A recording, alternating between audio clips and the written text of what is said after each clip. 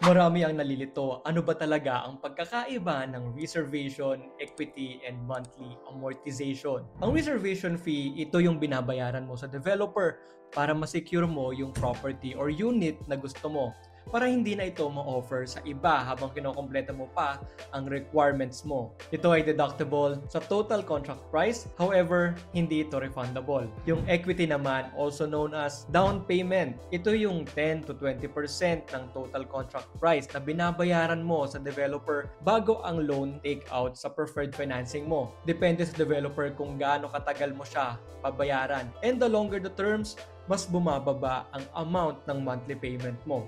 It shows your commitment na bibilihin mo yung property bago pa mag-start ang iyong loan.